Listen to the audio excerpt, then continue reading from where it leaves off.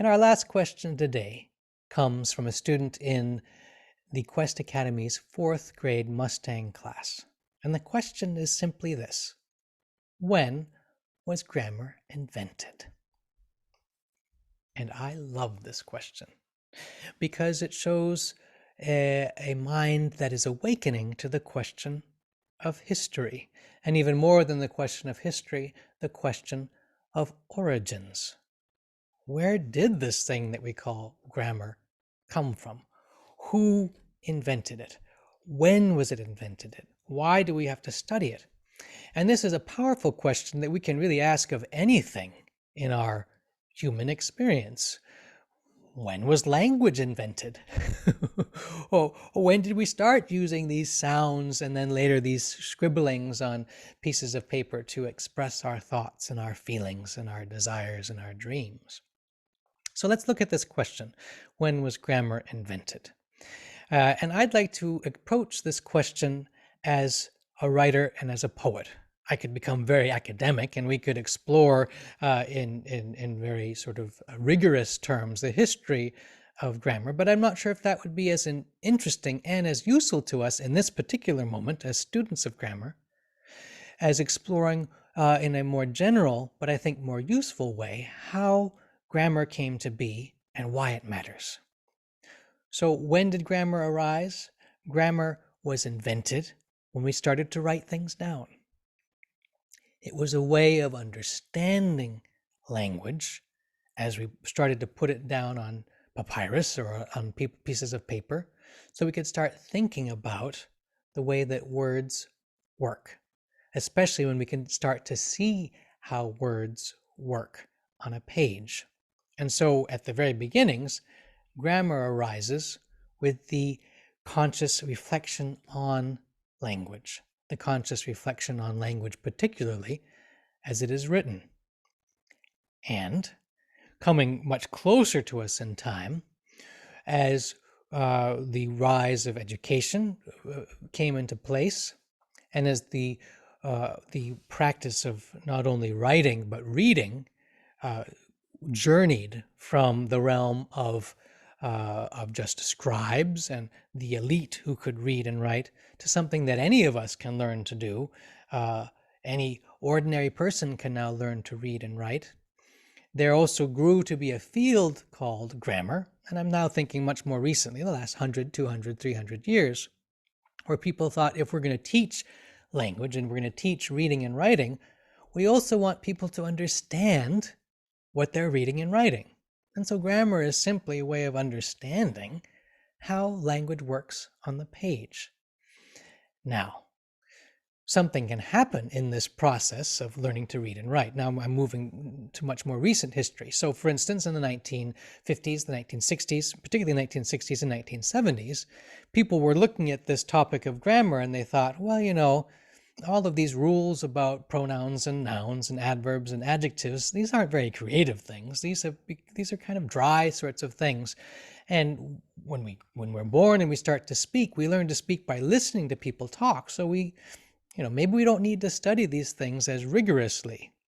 And so there was a period in the teaching of English in many English-speaking countries in which grammar was not given great importance, with the idea that people didn't really need it as much as people thought.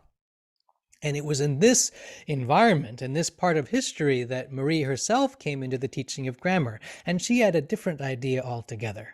She had the most important and fundamental idea that grammar is nothing more, but also nothing less than the technique of language. It's the way of using language in such a way that we can express ourselves fully and beautifully and eloquently and persuasively and dynamically and joyfully. It's akin to the way that a painter who wants to paint beautiful paintings needs to learn about the properties of paints, or the way that a carpenter who wants to build beautiful buildings needs to understand wood, or a musician who's playing the piano or the violin has to learn how to play scales. All of those things are part of the technique of making their music or their paintings or their buildings. So grammar has evolved over time into being the technique of English or of whatever language we may be speaking.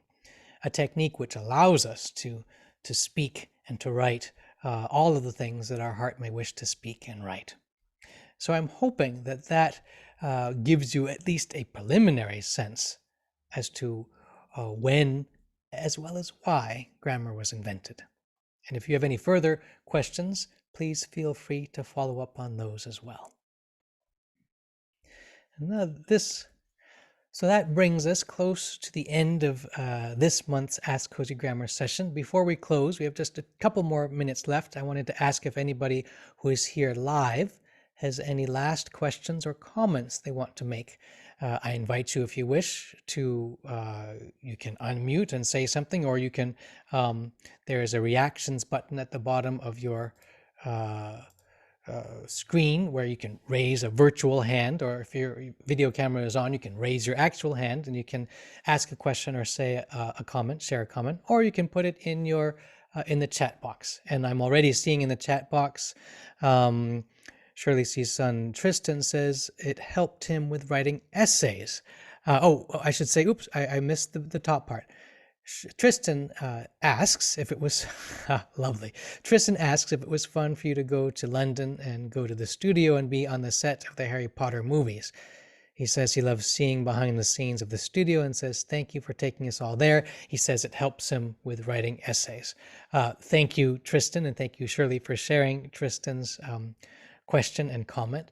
For those of you who may not have gotten to the Basic Cozy Grammar course, the Basic Cozy Essay course yet, one of the things that I was delighted to be able to do for that course was to take you on a virtual tour of the studios where the Harry Potter films were filmed, were created, as a larger exploration of how the imagination, the work, the writing, indeed, of J.K. Rowling not only reawakened interest in writing and reading in an entire generation, but also inspired the work of artisans of all kinds, whether filmmakers or theater producers, or the artisans who were painting the paintings and creating the sets and the costumes for the Harry Potter movies. And was it fun? It was great fun. Great fun for me, because I always delight in the opportunity to explore the relationship between writing and life and creativity and imagination. So thank you for your comment, Tristan. I don't see any further questions or comments today.